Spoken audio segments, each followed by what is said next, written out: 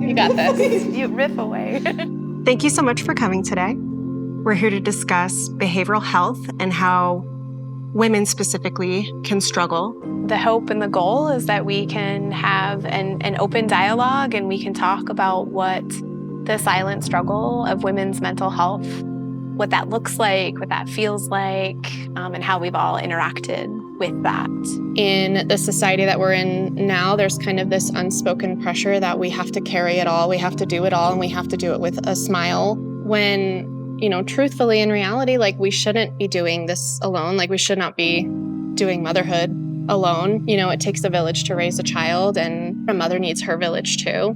The expectation of motherhood is that you are taking care of everyone around you. It can be really, really hard when you are the strength and you are the foundation, or you perceive that that's your role. But if you go see somebody in mental health, you're seen as weak. Your mama did it, your grandmama did it, your great-grandmama did it, so why can't you? You are supposed to be superwoman, period. You can't be seen as human. And that guilt is so strong. To be able to see that in your children's eyes, knowing that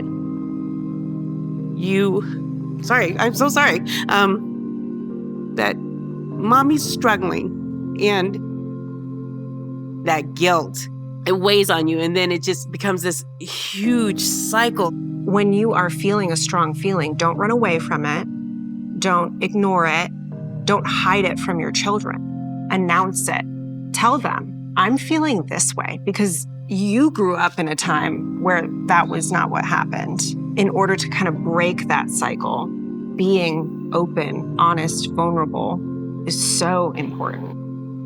As women, as working professionals, as mothers, at all these different life stages, it's hard for us to find time for ourselves. And, whether we're working or just the days fill up, we have to be so intentional about then asking for help. It's hard to find the time. That initial conversation with whether it's your friend or your family or your doctor or anybody, even just saying that and naming that, I think is really, really hard for us as women to do. If you are trying to live out to this expectation of being the super mom or the superwoman, if we can't measure up to that, then we start to feel like we're failing.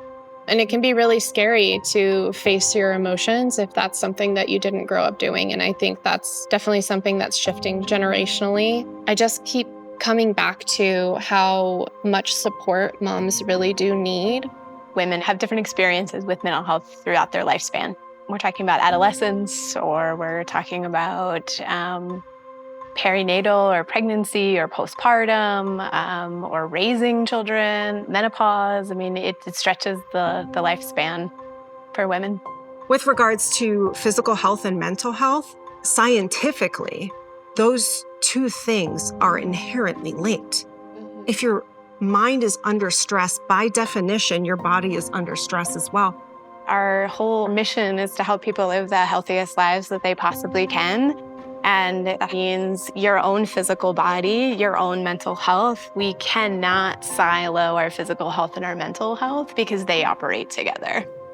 As women, we go through these drastic changes with our bodies. Just because something's a normal part of life doesn't make it any less impactful on your life. And I think it's getting better, especially in the menopause space. I was kind of thrown into menopause. I went from being okay to not being okay with in a blink of an eye. I just felt so out of place. There was something, I was there's something wrong with me. The weight gain, the emotional trauma that goes behind it. And I still have to take care of my kids.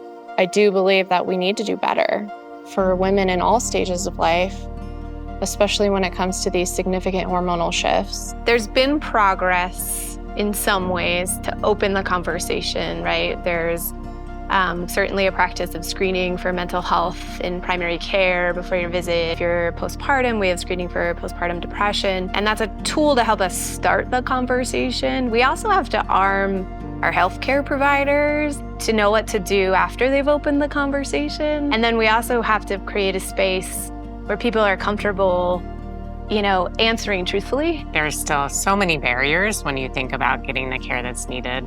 There's still affordability challenges for so many families, keeping insurance coverage, transportation barriers or language barriers. When it comes to trying to tackle some of these barriers, there are allowances for help with transportation barriers. We have translator services. We have integrated behavioral health when we have patients who are expressing crisis or even in the lead-up times. Having gone through my own journey, I'm constantly being reminded of how important it is to share. Moms need to know that these stories are out there and that there is also a light at the end of the tunnel if you have the courage to seek help. There are a lot of, I think, allies that can continue to be champions for mental health. When I think about, our own individual journeys and our families and our neighborhoods and schools, all of those are circles of support. And a reminder to us as women that we don't have to shoulder this alone. Yeah. Ladies, I really just want to thank each and every single one of you. I mean, just opening up this conversation, and it's hard for even me to be here and just be able to talk like that and be in that vulnerable state. There's so much power and there's so much healing in having a conversation like this. And I think the way that we continue to heal and to lift this topic out from the darkness, right, and to shine light on it, is to keep the conversation going. So thank you. Thank you. Or hugging it. Girl. They're still hugging.